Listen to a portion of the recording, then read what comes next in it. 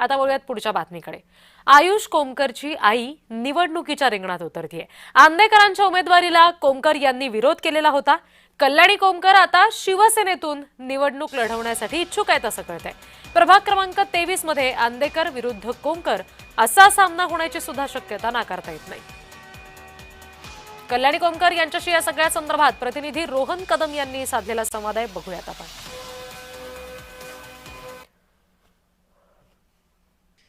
पुणे महानगरपालिकेच्या निवडणुकींचा बिगुल वाजला आहे। सगळ्यांची उमेदवारी मिळवण्याची घाई सुरू आहे।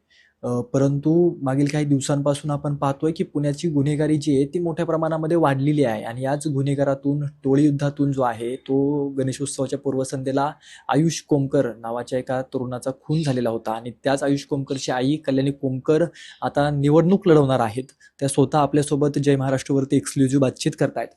आयुष कोमकर याची हत्या झाल्यानंतर तुम्ही आता असा निर्णय घेतलाय की तुम्ही स्वतः निवडणुकीच्या रिंगणात उतरताय।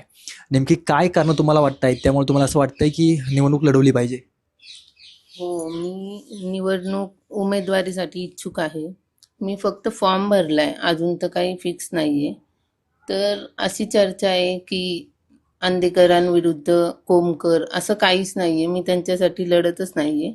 हे जी इच्छा होती गोविंदाची, म्हणून मी हा निर्णय घेतला आणि मी एकदम शेवटच्या टप्प्याला निर्णय घेतला की सगळे म्हणजे फॉर्म वगैरे संपायची शेवटची दिवस होती, तेव्हा मी कुठे फॉर्म भरला। माझं तर असं मनात पण नव्हतं की अण्णांच्या विरुद्ध लढावं।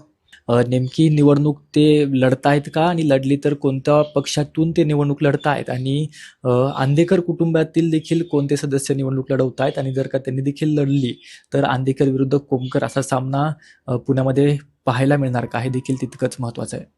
कॅमेरा पर्सन दीप मिश्रासह रोहन कदम, जय महाराष्ट्र न्यूज, पुणे।